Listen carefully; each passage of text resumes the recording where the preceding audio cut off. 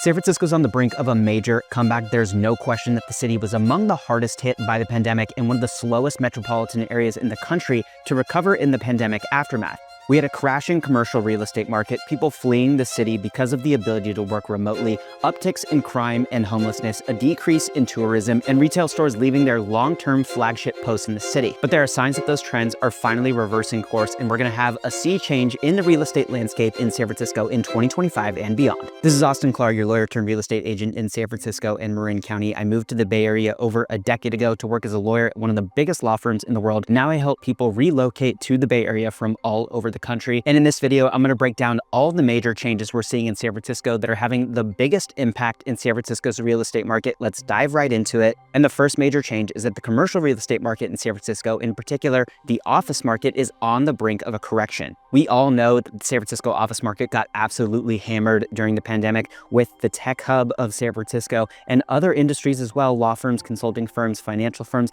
all largely adopting remote work and a heavy string of tech layoffs. According to a report by CBRE for Q3 of 2024, the office vacancy rate reached its all-time high at 36.9%. But there are some signs in the data suggesting that the office market is about to reverse course. The office vacancy rate increased by 0.3% in Q2 of 2024 and 0.1% in Q3 of 2024, which was the smallest vacancy increase since 2019. So the trend shows that the vacancy rate is stabilizing, and experts believe that it's going to turn positive, meaning positive absorption, more people leasing than leaving by early next year. And this makes sense as a lot of companies in the city are changing their remote work practices to adopting hybrid or full-time in-office environments. Salesforce, which is San Francisco's largest private employer, has adopted a policy where people have to be in office depending on their status of employment or what type of employment they're in, 3 to 5 days a week. Other companies, Apple, Google, Meta, major companies, tech and non-tech, law firms, consulting firms, all adopting hybrid work policies. That's the supply side of the equation. It's showing stabilization and likely a decrease in supply heading into the new year. On the demand side of the equation, we've seen the most leasing activity year to date since 2019. And there are areas in the city like Mission Bay and China Basin that have actually had positive net absorption, meaning more leasing has happened than vacating has happened. This is thanks in part to some mega leases signed by AI companies like OpenAI, which has close to 1 million square feet of office space with a heavy concentration in the Mission Bay area. You also have other leases by Anthropic in the Soma area. You have Scale AI, and there are a ton of other companies that are committing to San Francisco as well, like Strava and Notion.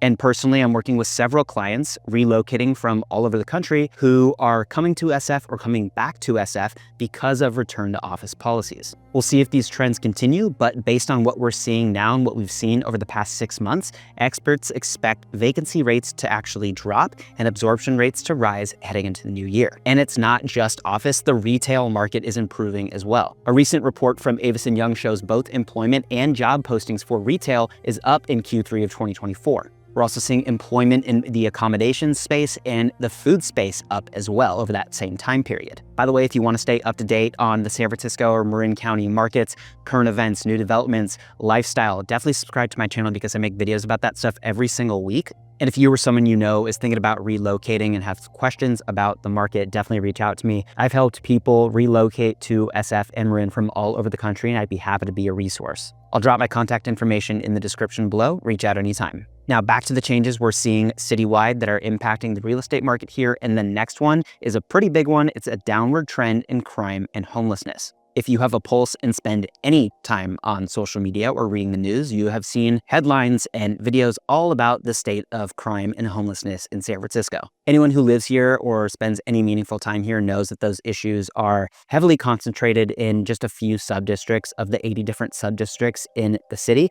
Now, those problems are very real, especially in those areas, and there's a lot that needs to be done to address those issues, and hopefully the new Lurie administration implements a lot of policies that makes more headway on those things. But those issues that you see, blown up in the headlines are not emblematic or representative of broader San Francisco. Generally speaking, efforts that the city has implemented over the past year plus have had a positive effect on crime and homelessness. According to the San Francisco Police Department's crime dashboard, crime is down across every single category reported year over year. And according to a September 2024 report after a recent Supreme Court case affirming the city's ability to enforce anti-camping laws, we've seen a decrease in the number of unsheltered people living in streets, tents, and vehicles. More work is obviously needed to improve services that are made available to unhoused people, especially ones who are in shelters looking for permanent housing. But the work that has been done is clearing up the streets, which is really important. And like I said, there's a lot of hope and optimism that the new administration, the Lurie administration, taking over from London Breed next year, is going to bring a lot more improvement. Another major factor is a huge resurgence in downtown San Francisco. It is undergoing a ton of change. You've got developers completely rethinking what it means to be in the office. Michael Schvo with his nearly $500 million renovation of the iconic Transamerica Pyramid that opened in September, and it's bringing several new restaurants, luxury amenity spaces to downtown, and it's yielding rents over 3 times the city average. You've got Presidio Bay Ventures turning a 60-year-old building on Spear Street into what they're hoping to become the first office resort in the country. Rooftop bar, restaurant, on-site medical services, a health spa, fitness center. You've got the newly opened J Hotel and incredible restaurant and bar offerings there. You've got the new private Bank of Amador Club in downtown. And we're not even scratching the surface of what else is coming to other hubs or commercial hubs of the city, like many multi-billion-dollar mixed-use communities that are being built on Treasure Island and Yerba Buena Island and Mission Bay, China Basin areas, Pier 70, Dogpatch. Each of those is going to bring thousands of new housing units, acres of open park spaces, new hospitality spaces, restaurants, new office space. I've got a whole separate video on each of these developments. I'll link them in the description below. Definitely worth checking out so you can see what they look like and learn more about them. But aside from the development push and transformation of these office buildings, the city has done a really great job of attracting people back to downtown.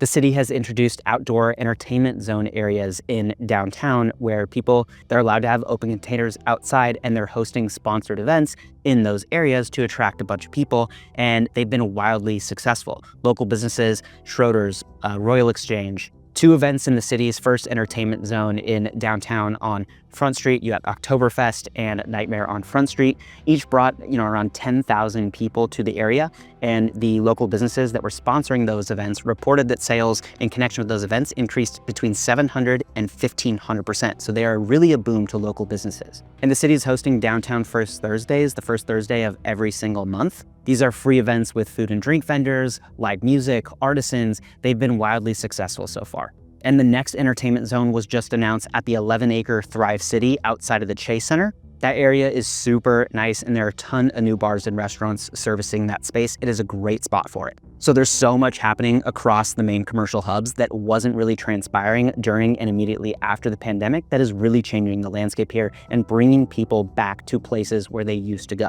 Tourism is up compared to prior years. Hotel occupancy is up compared to the prior 3 years. People are coming back. In 2023, SF had over 23 million visitors, up 5% from 2022. And those visitors spent 18% more money than they did in 2022.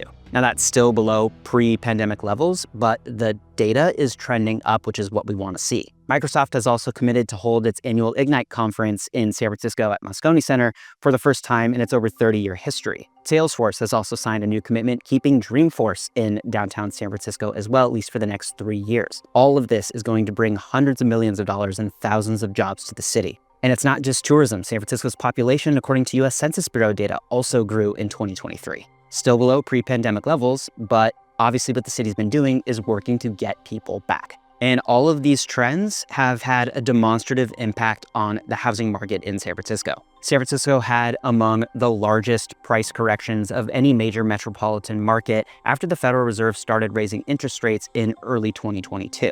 And that's largely because of all the layoffs and people leaving the city for the suburbs and other states to work remotely. But over the past year, home prices across property types are up compared to prior year. And that's because there's more demand as more people are coming back to the city because in large part of these improvements that we've talked about. The average and median sale price for single-family homes over the past year is up 5%, and the average price per foot for single-family homes in San Francisco is up over 3% over the past year. And that's true for condos too, which took an even bigger hit than single-family homes, and they've been taking a hit since the start of the pandemic. Condo prices are up 2% compared to last year, price per foot up over 1% compared to last year. The condo market has been stagnating for years, so even these mild increases that we're seeing are a sign that that market is stabilizing as more people come back. Now, that's definitely not true everywhere. There are some places in San Francisco where the condo market still probably has some ways to go down, especially in like the Soma, Yerba Buena areas, south of the financial district. There's just a ton of supply on the market and things are trading very slowly there. So there's probably some more room to come down in those areas. But generally speaking, citywide, the condo market is up compared to last year. Well, there you have it. Those are the biggest changes and dynamics we're seeing across the city that are having a net positive impact on the real estate market in San Francisco, and why we should expect continued appreciation into 2025 and beyond. If you're thinking about relocating to the Bay Area, maybe you got a new tech job or you're being called back to the office and you have questions about all the changes that have gone on since you've left in the market, definitely reach out to me. I've helped people relocate in SF and Marin from all over the country, and I'd be happy to be a resource for you. I'll put my contact information in the description below. Definitely reach out. And as I mentioned, if you want to learn more about the largest new developments in San Francisco and some things that are coming as soon as next year that are going to completely transform the city's landscape, I'll link videos about all of those things in the description below as well. Definitely check them out. I hope you enjoyed the video, and I'll see you in the next one.